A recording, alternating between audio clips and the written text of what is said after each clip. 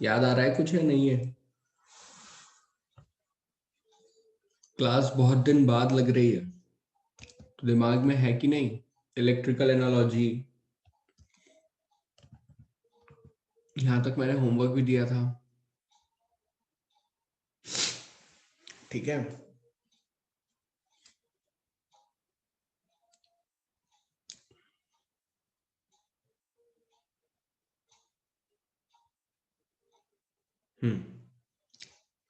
Conduction heat transfer में हमने Fourier law पढ़ा था कि A D T by D x, steady state के दौरान जितनी हीट इससे जा रही है उतनी हीट इससे बाहर आ रही है, जितनी हीट इस सेक्शन से अंदर जाएगी उतनी हीट इस सेक्शन से बाहर आएगी। ये हमने पढ़ा था। क्लियर है इतना?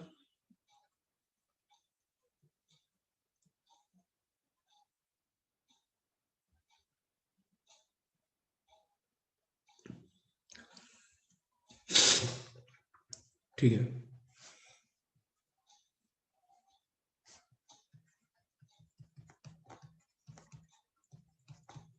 यहाँ तक भी देख लिया था हमने, दोनों फॉर्मूले देख लिए थे। एक क्वेश्चन करते हैं।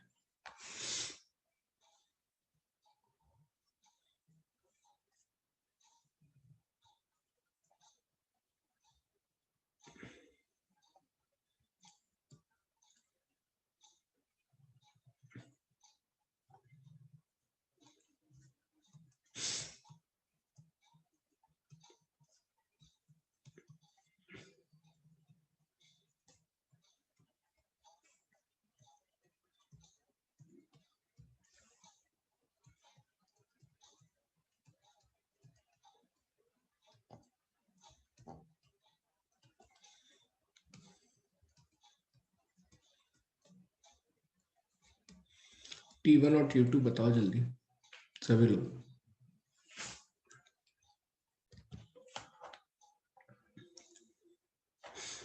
600 माइनस 100 इक्वल्स टू 6T1। तो T1 की वैल्यू तो आ रही है on solving. T1 equals to 500/6, 250/3।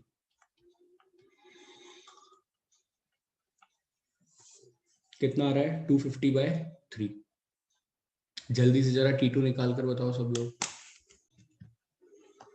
एक और क्वेश्चन करेंगे हम।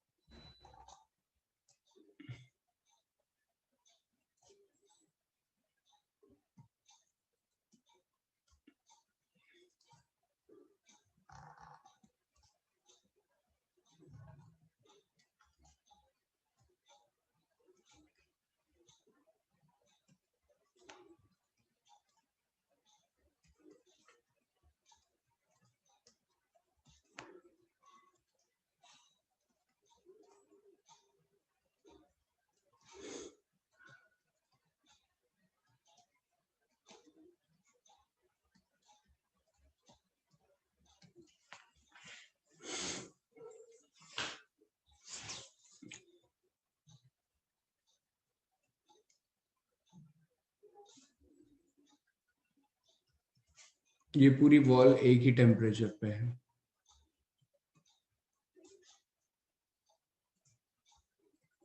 चलो एक काम करो भी, आसानी करो।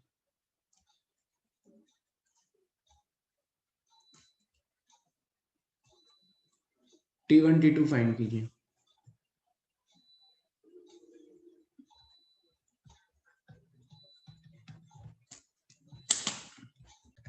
यहां पर देखें तो फिर वही लॉजिक लगाना है। लॉजिक क्या है?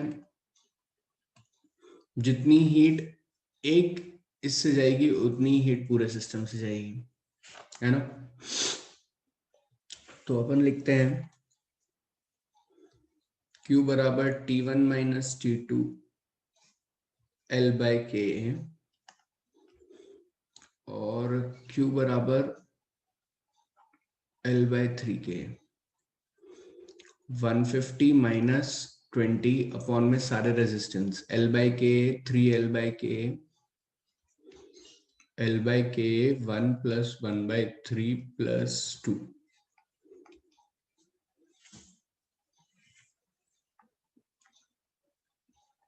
T1 की वैल्यू है 150 माइनस T2 अपॉन में L by K, और L by K तो कट गया 1 by 3, और इधर है 130 अपॉन में 3 2 3 2 6 और 3, तो 6 3 9 और 1 10/3। 150 माइनस 130 बराबर T2 सॉरी T1 आएगा, T1 माइनस T2। एक सेकेंड, T1 माइनस T2 कराना। एक सेकेंड, अभी T1 नहीं पता है हमें। तो एक इक्वेशन तो ये आ गई, T1 माइनस T2 बराबर 13। अब T1 फाइंड करते हैं, तो T1 के लिए भी इक्वेशन ऐसी बनेगी 150 minus T1 upon L by K equals to 150 minus 20 upon में L by K 10/3। L by के कैंसिल हो गया, तो ये आ रहा है 150 माइनस 10 150 माइनस T1 130 10/3 39। तो 150 minus 39 equals to T1, that is 111 आ रहा है शायद। T1 कितना आ रहा है 111।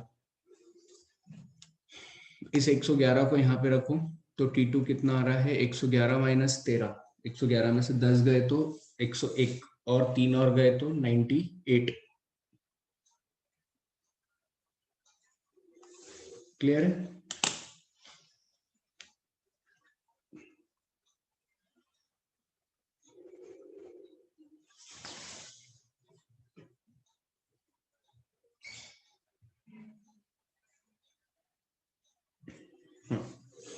आगे चलते हैं।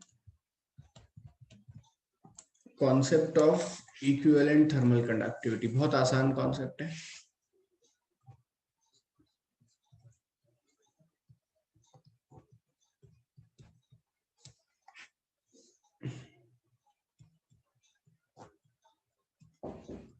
हम्म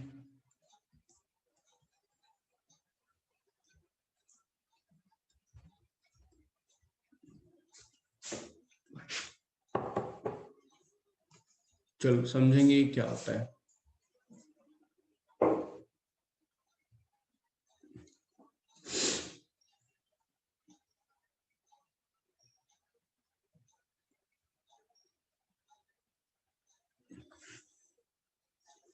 देखो, ये आपका एक स्लैब है,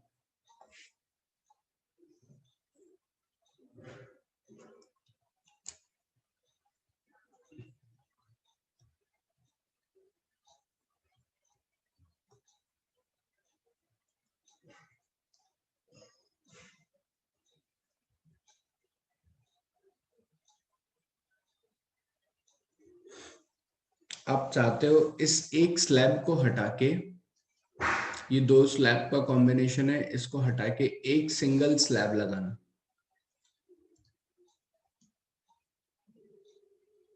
जिसकी चौड़ाई हो जाएगी 12, एरिया तो ए ही रहेगा, लेकिन कंडक्टिविटी हो जाएगी के equivalent, combination of both of these.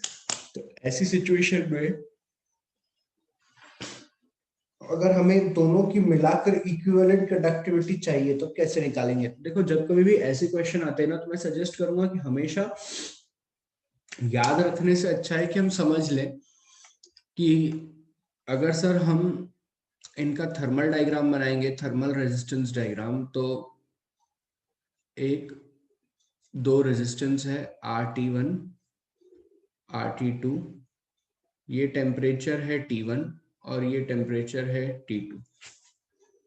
This surface temperature is T1 and this surface temperature is T2। Centre में है T0, such that T1 is greater than T2। अगर हीट ट्रांसफर हो रहा है तो we'll write RT1 as L by K1A and RT2 as, अगर मैं equivalent निकालना चाहूं तो RT1 प्लस RT2 बराबर R equivalent, L by K1A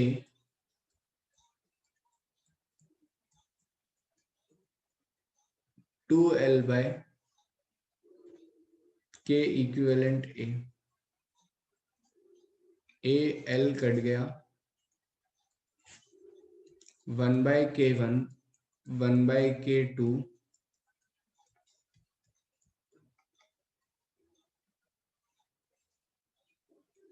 अगर ऐसे ही n नंबर ऑफ स्लैब्स, मान लो 3 स्लैब लगे होते हैं सेम K1 K2 K3 के, लेकिन thickness same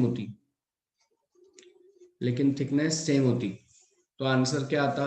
1 by K1 1 by K2 बराबर 3 by K इक्विवेलेंट। बोलो, अगर ऐसे ही याद रखना है तो याद रखो, note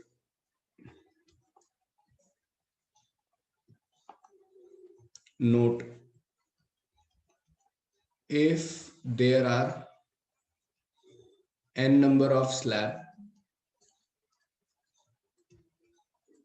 of equal thickness,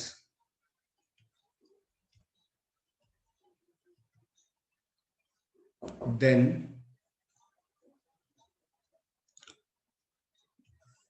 1 by K1 1 by K2 1 by Kn equals to n upon K equivalent.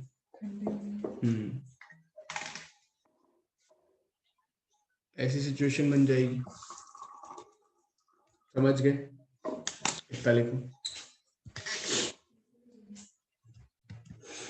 देखो अब इसमें कुछ ऐसा एक्सप्लेनेशन है नहीं, मतलब आप इतनी चीजें समझते हैं ध्यान से, सेल्फ एक्सप्लेनेटरी बातें चल रही हैं, सिर्फ याद रखना है कि इक्विवेलेंट थर्मल कंडक्टिविटी मतलब सारी स्लैब्स हटा के एक स्लैब लगानी है।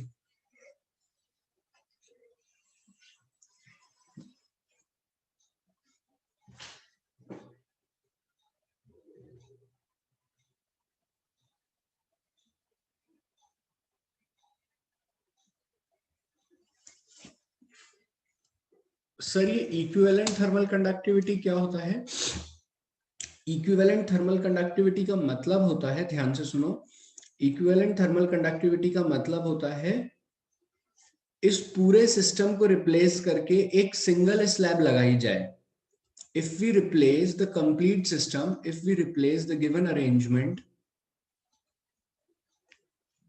if we replace the given arrangement by a single slab of same thickness and area,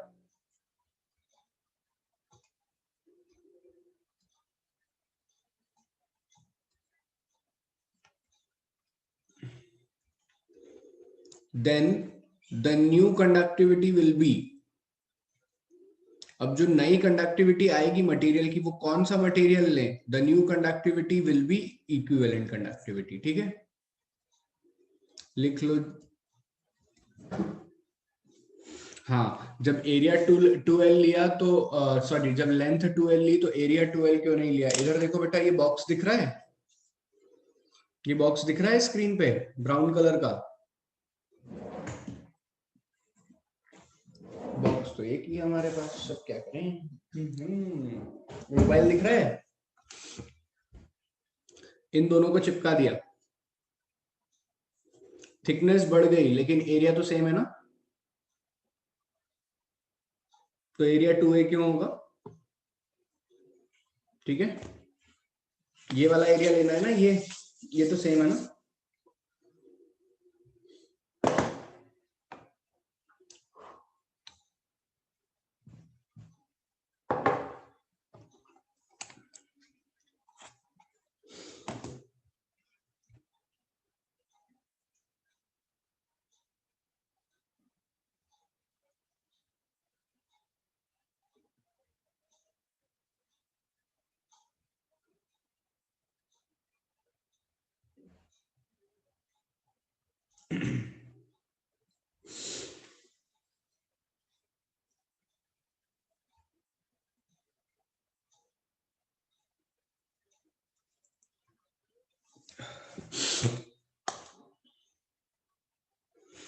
lateral नहीं, क्रॉस सेक्शनल एरिया बोलते हैं।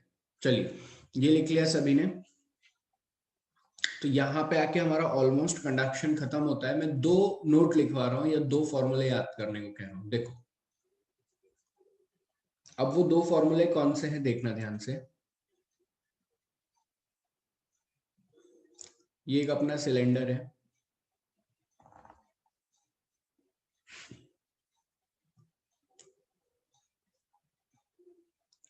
अब सिलेंडर के अंदर से हीट आ रही है। जैसे कि अब इसके पहले प्रैक्टिकल एग्जांपल बता देता हूँ। पाइप होता है, अभी तेरी पाइप होता है। तुम लोगों ने देखा होगा कि घरों में पाइप है या फिर कॉपर की ट्यूब्स है जिनमें कि पानी अंदर से गर्म होता है। इंडस्ट्री में ऐसी कुछ कॉपर की पतली पतली ट्यूब होती है जिनमें पानी अंदर गर्म पानी बह रहा होता है। ठीक है, यहाँ पे क्या होता है, ये वाटर फील्ड होती है, इनमें गरम गरम पानी यहाँ पे बह रहा होता है। तो अगर हम देखें तो they are the hollow tube of inner radius R1 and outer radius R2।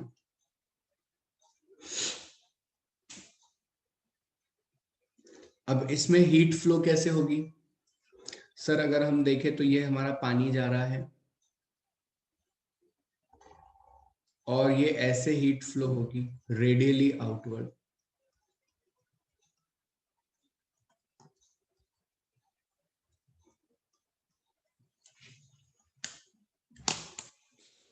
कैसे हीट फ्लो होगी? रेडियली। पहले ये बात समझ में आई कि नहीं? हाँ या ना बोलो सभी लोग जितने क्लास में बैठे हो। कैसी जाएगी? ऐसी रेडियली आउटवर्ड जाएगी ना। स्क्रीन पे देखो मेरा हाथ, रेडियली आउटवर्ड। अगर रेडियली आउटवर्ड जाएगी तो इस केस में Q कितना होगा? Delta T Q dot heat transfer rate delta T upon RTH by law of, by Fourier's law है। यहां पर भी फोरियर्स लॉ का ही एप्लीकेशन। ये रिजल्ट आएगा Q अपॉन में डेल्टा टी अपॉन RTH। बिल्कुल, गीजर की पाइपलाइंस ऐसी होती हैं, फिर रेडिएटर की पाइपलाइंस ऐसी होती हैं, ठीक है। लेकिन सर यहाँ पे RTH क्या होगा? क्योंकि RTH होगा यहाँ पे ln of R2 by R1 2 pi KL। बिल्कुल नया फॉर्मूला है।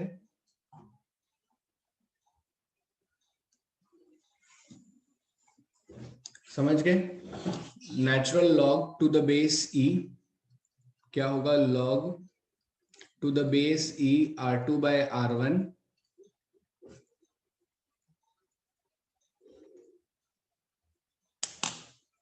क्लियर हुई बात? हर किसी को ये फॉर्मूला याद रखना है थर्मल रेजिस्टेंस का। मैं इसका डेरिवेशन नहीं करा रहा।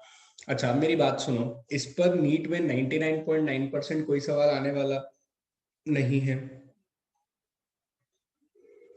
इस पे नीट में कोई सवाल आने वाला नहीं है। पहला, अगर आता भी है तो फॉर्मूला आएगा।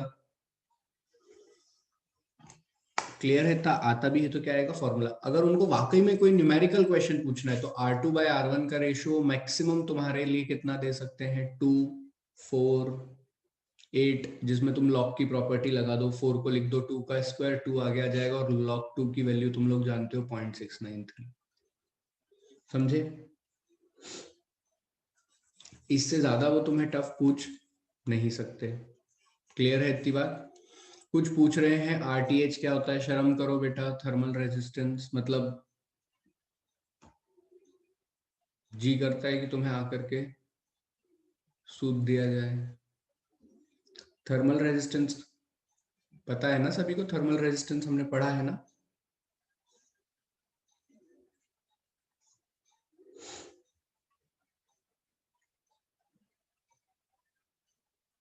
ठीक है। ऐसे ही एक और ज्योमेट्री होती है हॉलो स्फीयर।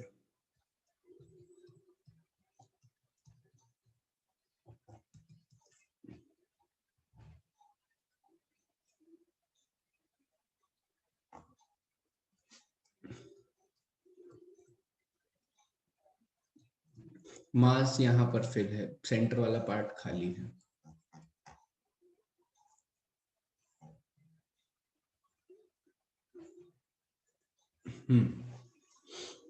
इसके लिए भी जो हीट ट्रांसफर, अगर मान लो यहाँ पे अंदर वाला टेम्परेचर T1 है और बाहर वाला टेम्परेचर T2 है, such that T1 greater than T2 है, तो हीट ऐसे बाहर जा रही है। तो Q डॉट बराबर यहां पर भी लिखेंगे डेल्टा T अपॉन RTH, जहां की RTH होता है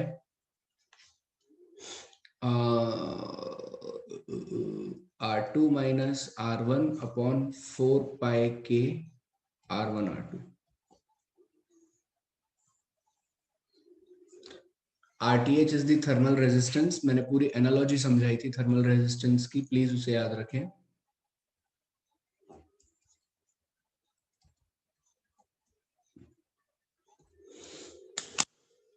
समझे इतना अच्छे से?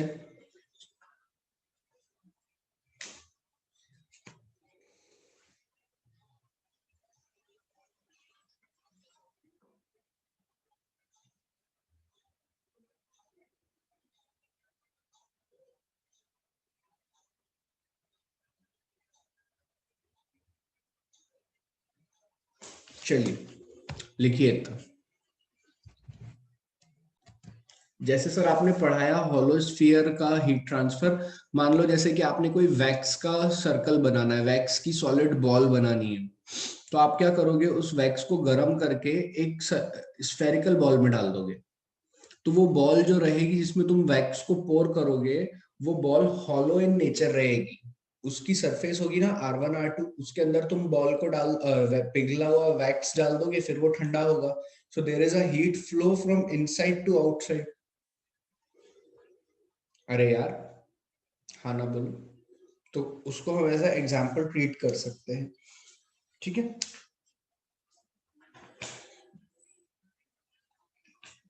चलिए,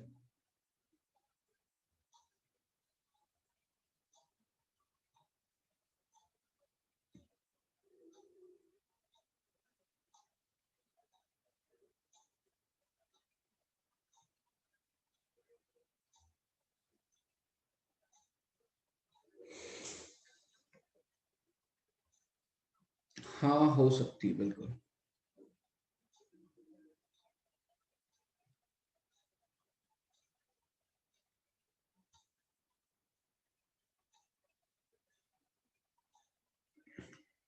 चलिए आगे चलें, नेक्स्ट लिखो।